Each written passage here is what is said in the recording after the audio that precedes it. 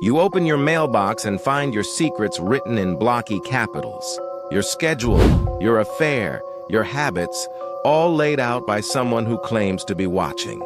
In Circleville, Ohio, hundreds of people got those letters.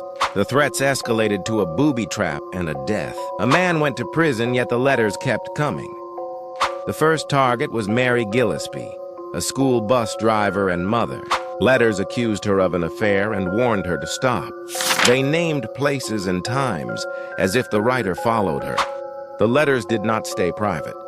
They landed in mailboxes across town, stirring gossip and fear. One night, Mary's husband, Ron, received a phone call. He grabbed a gun and drove off. He crashed and died soon after. Authorities called it an accident. The letter writer implied it was not. As the months turned into years, the letters became a shadow over daily life. People watched their mirrors, checked their porches, and whispered before speaking out loud. The writer mocked the police, ridiculed officials, and turned neighbors into suspects. Then the story sharpened. Signs along Mary's bus route began to appear with vulgar messages. She stopped to rip one down and discovered a device wired behind it, a gun aimed to fire when the sign was pulled. Police disabled it and recovered a weapon that could be traced to Paul Freshour, Mary's former brother-in-law. He insisted the gun had been taken without his knowledge. Handwriting comparisons were presented. The state argued that he was the tormentor and the would-be killer. The jury agreed. Paul went to prison, and a strange thing happened. The letters continued. Some were postmarked when he had no access to mailing supplies. Prison officials searched his cell and his visitors. They found nothing that explained the flow of mail. The town split into camps. One believed the right man had been convicted and had help on the outside. Others believed the wrong man was framed, that the real author used the gun to nail a rival, then kept writing for the pleasure of control.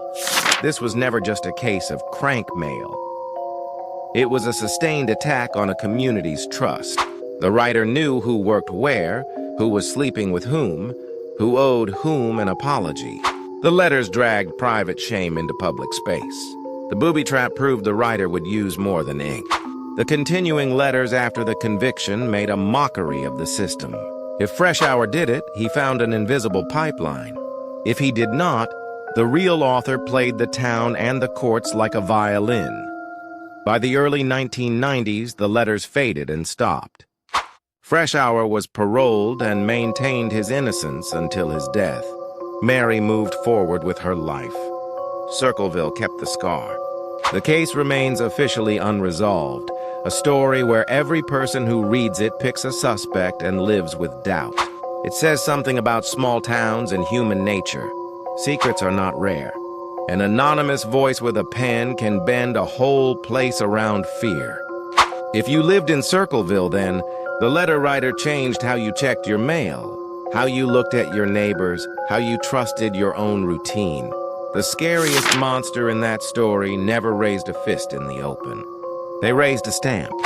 Until someone proves otherwise, the Circleville writer is not a face. They are a feeling. The feeling that someone is always watching.